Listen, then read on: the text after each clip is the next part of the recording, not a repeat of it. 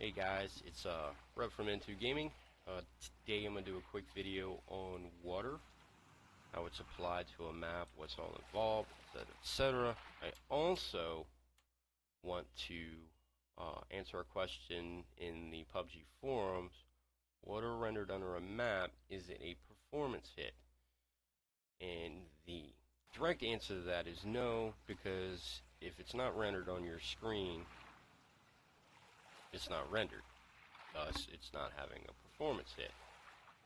Even though there's actual water running under this map right here, under this landscape, it's not having any impact. And even right now, even though I have water behind me, it's not being rendered, so the water behind me is not having a performance impact on my client, because I'm not having to render anything. Now, I am rendering water, so it is eating some of my resources to render it.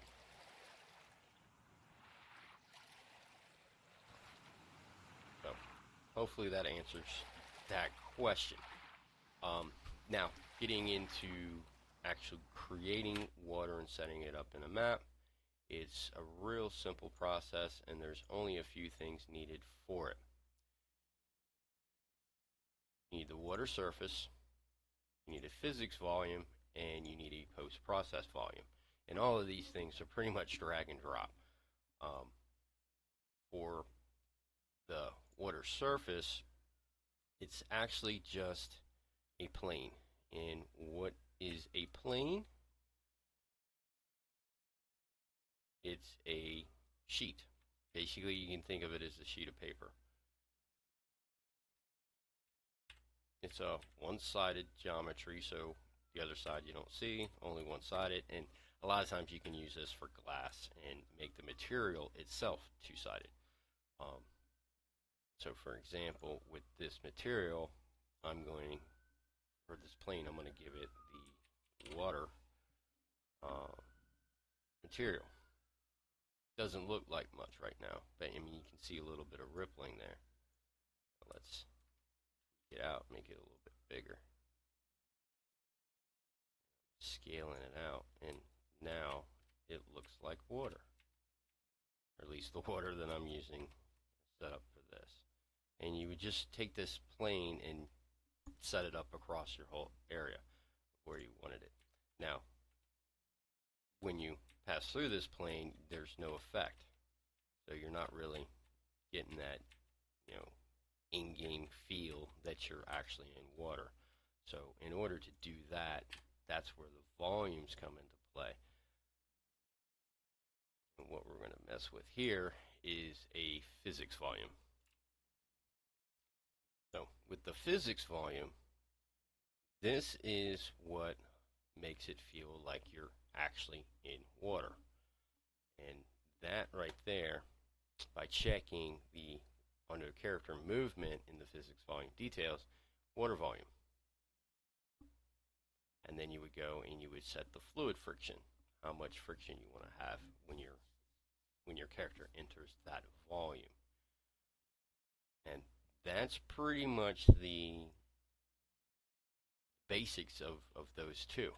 Now, to get that effect where the rendering aspects of things underneath the water, so when your player's camera goes underwater, you want it to look like you're underwater, that is done with a post-process volume. A post-process volume has a lot of tools. I mean, you can see them here. You have your coloring, color grading, which under miscellaneous I've done scene color tint, which is this bluish tint. Now I'm going to take this value here, I'm going to copy it because I like it, and we're going to change it. See, as I change it, we're changing the color of what it's going to look like when we enter the water. When your camera goes underneath or is in the volume. So that is the scene color. Now the rest of the stuff we go into your lens effects and whatnot. You can tweak out a whole bunch of stuff in there. I mean, there's loads. But I go to the depth of field. For simplicity, We're going to use a Gaussian depth of field. We're going to set focal distance, focal region, transition region, near and far, and set some occlusion. And without the Gaussian, with the Gaussian, without, with. So you have a little bit better feeling for what's going on, and you can adjust all these little things in here to get different effects. But that's it.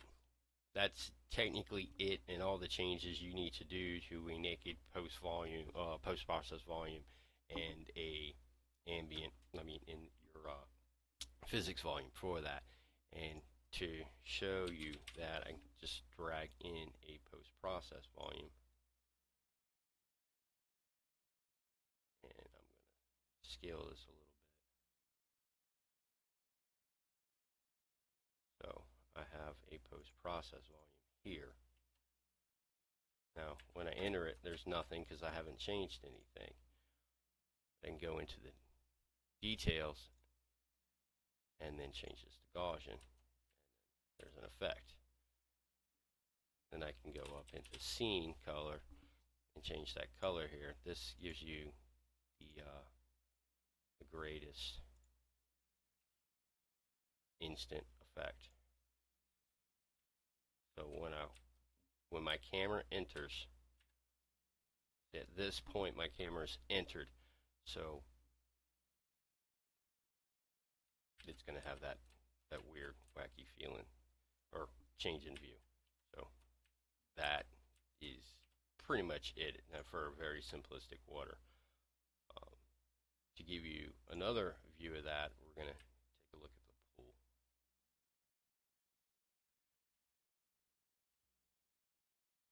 Now here we have our pool scene, which is basically the same thing. You have a surface layer with the material. You have a physics volume that's matched up with the height right at the same plane as, or really close to it. It should be dead on it with the surface. And then you have the post-processing volume. Typically the post-processing volume and the physics volume will be the identical same size and scaling, and they will line up perfectly together so that as soon as your character hits that area, you're going to apply the effect to it. But in this essence, in sequence, it's like, because of the Gaussian blur, I'm lowering it so that when my camera is above water, or at least it feels like it's above water, you're not being blurred out. So I had to lower it so you get that nice clean, see right there. Actually, I'd want it a little bit lower, but you get that nice clean feel to it. But there it is again with a pool. I have a different material, so we have a different material instance, so I can adjust off the settings. So like we have the master material here for water, and I would just create an instance of that material and then adjust all its settings. This is the pool one, but the master one, it's basically a base color with Fresnels, diffuse, multiply setup for the base color over here. Then we have the opacity and water depth for depth fade passed off to the base color and jumped into the opacity. And we have specularity, metallic, roughness, tessellation for our tessellation multiplier. And then we come down to our refraction, and it's another Fresnel. And we have wave size and speed, which actually gets populated by our texture samples that we're using, normals and so forth. And we have our wave surge height and frequency. So basically the material gives you the visual effect of the water surface, and whether or not it's got waves, tessellation, ripples, movement, or anything like that. It's all done within the material. And for the instance, as I said before, it's a copy of the master material, but you just adjust parameters for it. And it's pretty straightforward stuff from there. You can create a new instance and change it for swamp water or whatever, or lake water. So that's pretty much it for water.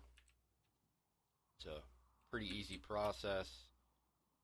Um, there's one other thing I wanted to show you. So like if I got under the map, see I'm under the landscape right now. I go straight through the landscape down here where the water is. If I play this from here, whoop, I fall through the water volume and I actually fall through the bottom of the map because there's no surface for me to land on underneath the landscape. So I would just keep falling unless there was something set up in there. And technically, if you're going to do something like that where there's a chance that somebody's going to fall through, you can set up a kill volume. And basically what that is you go through and you can set up where if anything goes in it, it dies. So, in like terminal velocity. So you can set this up. It's like 1, and anything hits that at 1, it's just going to kill them. And you would set that underneath your water, underneath your map, so if anything falls through it, instantly killed on contact. But anyway, that covers water, and I hope that answers the questions about whether or not rendered water will have a effect if it's under a map. Like if you're in a certain map, you're running around, and you know that there's water underneath the map. No, it does not have an impact on your performance. It shouldn't. Let's just say that. It shouldn't. I haven't ever seen a case for it where it would impact it. But, yeah. Water, easy peasy.